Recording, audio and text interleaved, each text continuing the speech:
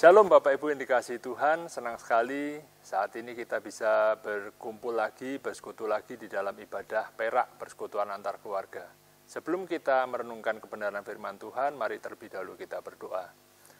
Tuhan, kami bersyukur untuk saat ini, kami bersyukur kami bisa beribadah bersama di dalam perak. Kiranya kebenaran firman-Mu memberkati kami semua, memberkati jemaat Tuhan dan juga memberkati hamba-Mu. Dalam nama Yesus kami berdoa, amin.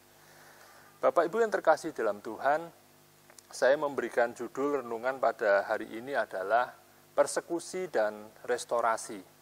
Kisahnya terambil di dalam Yohanes 8 ayat yang ke-3 sampai yang ke-6, lalu nanti kita akan membaca ayat yang ke-10 dan yang ke-11. Kita akan baca bersama.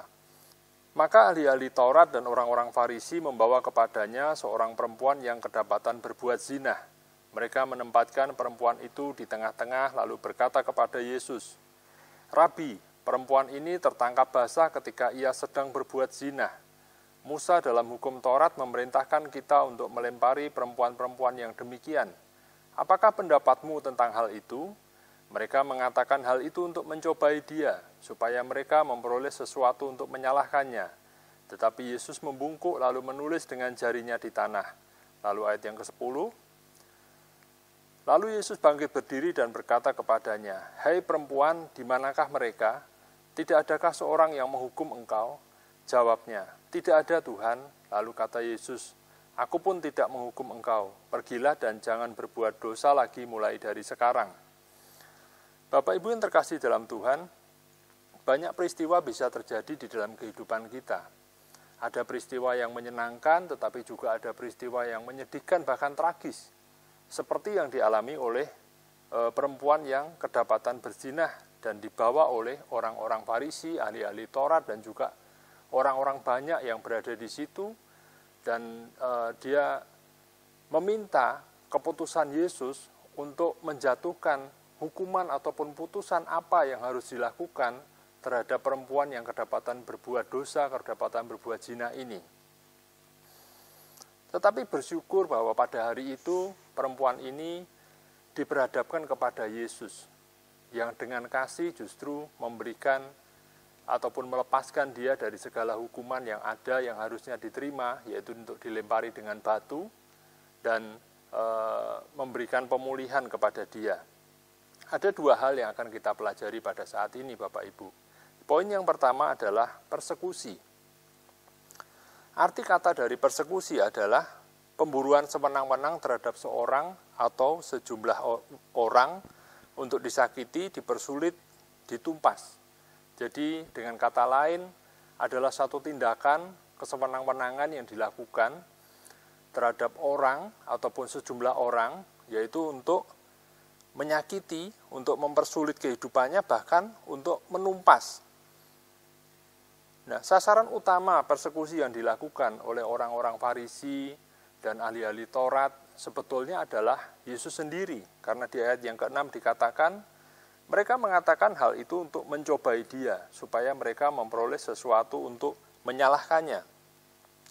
Jika Yesus mengatakan bahwa wanita ini layak untuk dihukum mati dengan dilempari batu, maka seakan-akan dia menentang dari ajarannya sendiri. Tetapi bila Tuhan Yesus mengatakan, oh dia tidak layak untuk dihukum mati atau jangan dihukum mati, maka dengan pasti Tuhan Yesus melawan hukum Taurat, hukum Musa. Dan itulah keputusan yang sangat sulit yang diberhadapkan kepada Yesus. Apalagi kejadian ini juga dilakukan, yaitu di dalam rentetan Hari Raya Pondok Daun. Di dalam Yohanes pasal 7, di sana dikatakan puncak perayaan pada hari itu, dan kejadian ini dilakukan sehari setelahnya. Jadi di mana kita melihat bahwa Hari Raya Pondok Daun itu hari raya besar keagamaan umat Yahudi. Banyak orang kembali pulang ke Yerusalem untuk merayakan Hari Raya Pondok Daun. Orang-orang Yahudi diaspora dan juga orang-orang proselit, yaitu orang-orang yang bukan keturunan Yahudi tetapi menganut agama Yahudi. Mereka kembali ke Yerusalem untuk merayakan Hari Raya Pondok Daun.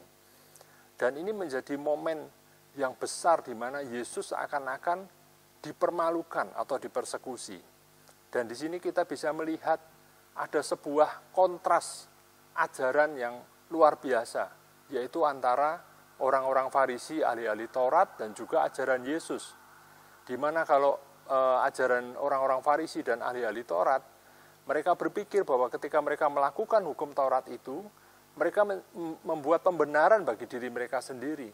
Tetapi bagi Yesus, sebetulnya intisari dari hukum Taurat dan kitab para nabi yang juga sama-sama dipercaya oleh ahli-ahli Taurat dan hukum orang-orang Farisi adalah, kita baca di dalam Matius 22 ayat 36 sampai 40, ketika seorang ahli Taurat bertanya kepada Yesus, maka Tuhan Yesus menjawab seperti ini.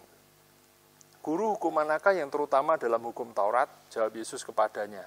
Kasihilah Tuhan Allahmu dengan segenap hatimu dan dengan segenap jiwamu dan dengan segenap akal budimu. Itulah hukum yang terutama dan yang pertama. Dan hukum yang kedua yang sama dengan itu ialah kasihilah sesamamu manusia seperti dirimu sendiri.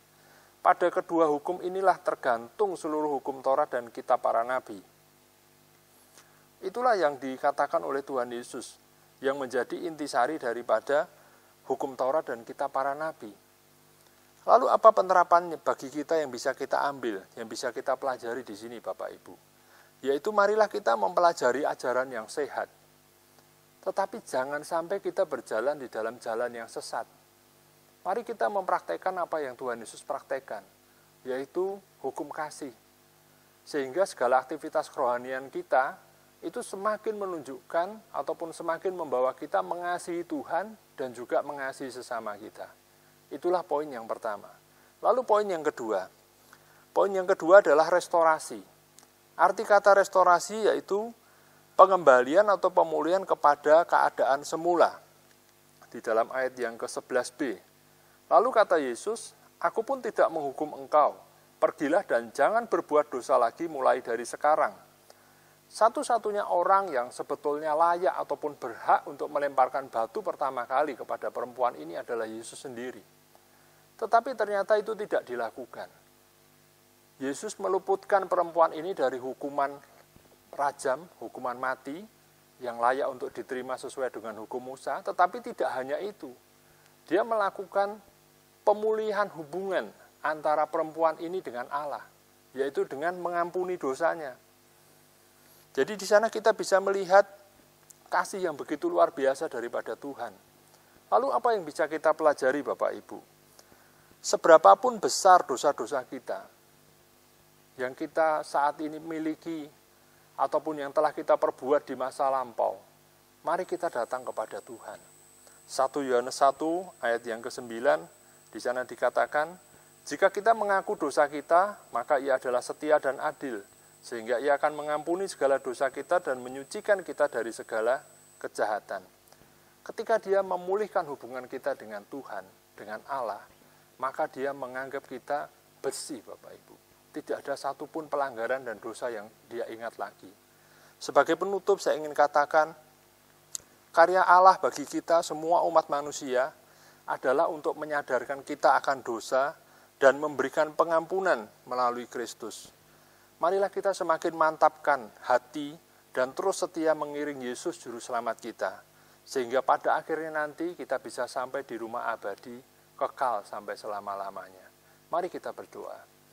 Tuhan, kami bersyukur untuk kebenaran firman-Mu, kiranya kami boleh mengerti akan kebenaran firman-Mu yang sederhana ini dan melakukan dalam kehidupan sehari-hari. Terima kasih ya Tuhan, di dalam nama Yesus kami berdoa. Amin.